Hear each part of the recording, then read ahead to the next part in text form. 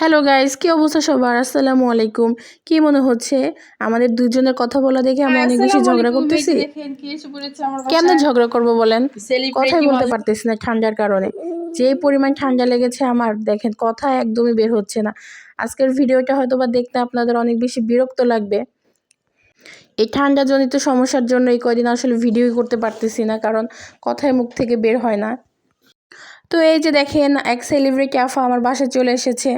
আমার সাথে মেহমান আসছে, তার জন্য নাস্তা নিয়ে আসছি। ওরে এত নাস্তা! এটা কি চা? হ্যাঁ হ্যাঁ, চাটা দেখো তো ভালো হয়েছে নাকি। আপু, আপনার চাটা যদি মজা হয়েছে কিনা একটু বলবেন। খেয়ে দেখেন, খেয়ে তারপরে বলেন। কে বানিয়েছে চাটা? অবশ্যই আমার শাশুড়ি। আপনি কি চা বানাতে পারেন না? এটা কোনো কথা? অবশ্যই পারি। যাক, ভালোই। এই প্রথম কারো মানে বাসায় বেড়াতে এসে তার শাশুড়ির হাতে চা তো আমার খাচ্ছি। পেজের সাথে অনেকে হয়তো বা আপুটাকে চিনতে পারেন। তার আগে অনেক বড় একটা পেজ ছিল, কিন্তু পেজটা আসলে নষ্ট হয়ে গিয়েছে। আমারও তো আগের পেজটা নষ্ট হয়ে গিয়েছে। তো যাই হোক, এটা কোনো ব্যাপার না। আমরা দুজনে আবার নতুন করে কাজ শুরু করেছি। আপনারা সবাই আমাদের সাথে থাকবেন, ভালোবাসা দিবেন, তাহলে আমরা দেখবেন যে আগের মতোই আর কি এগিয়ে যাব। অনেক মজা হয়েছে। কারণ হচ্ছে আমাদের হ্যাপি ম্যাডামের শাশুড়ি বানিয়েছে, এর জন্য থ্যাংক ইউ আন্টি, এত সুন্দর চা বানিয়ে খাওয়ার জন্য। আন্টি ওই খেতে আন্টি শুনতেছে? তো এখানে চায়ের অনেক বেশি প্রশংসা করতেছিল ইলমা ম্যাডাম। মানে হলো আমরা দুজন একই স্কুলে জব করতাম আর কি, কলিগ সে আমার। তো প্রায় অনেক বছর পরে, প্রায় 4-5 বছর পরে আমাদের দুজনের আবার দেখা হলো। এক এলাকাতেই থাকি, তারপরেও দেখেন দেখা হয় না, দুজনে ব্যস্ত থাকি আর কি, এই জন্য।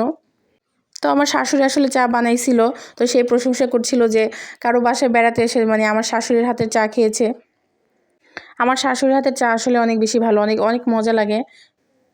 আমি এতটা চা পছন্দ করি না, তারপরেও আমার শাশুড়ির হাতের চাটা আমার কাছে ভালোই লাগে। তো ইলমা ম্যাডাম আসলে হঠাৎ করে বাসা আসছিল, তো আমার বাসাতে এমন কিছু ছিল না। দুধ চা দিয়েছিলাম আর হলো মুগলাই পরোটা এনেছিলাম। আর আমাদের এলাকার অবস্থা খুবই খারাপ, মানে এলাকার রাস্তাঘাটের অবস্থা অনেক বেশি খারাপ। মানে রাস্তার কাজ চলতেছে, তো মানুষ সচরাচর বের হতে পারে না, খুবই একটা সমস্যার মধ্যে পড়ে গিয়েছি আর কি, এই জন্য। তো আমরা নাস্তা কী খাবো, আমরা হলো ভিডিও নিয়েই ব্যস্ত, দেখেন না। তো এখানে আমরা একটু বেশি মজা করতেছিলাম। আমি এখানে দেখেন কতগুলো হাঁড়ি পাতিল জমে গিয়েছে, তো এগুলো একটু ধুয়ে নিচ্ছিলাম। তো সে আবার আমার এই ভিডিওগুলো করে নিল। যাই হোক, মানে ঠান্ডা লাগুক আর যায় লাগুক, এই কাজগুলো তো করতে হবে প্রতিটা মেয়ের। তো আমরা এ নিয়ে একটু কথা বলছিলাম, দুষ্টামি করতেছিলাম আর কি।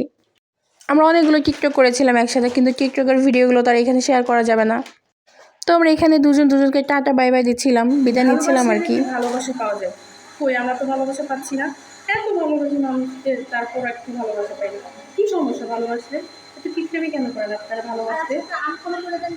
সেটাই তো। এই যে প্রথমে যে আমরা ঝগড়া করতেছিলাম, এটা সেই ভিডিও দেখেছেন। আমরা ঝগড়া করতেছিলাম না, আমরা বলতেছিলাম যে একে অপরকে ভালোবাসা দিবেন, তাহলেই তো আমরা এগিয়ে যাবো, তাই না?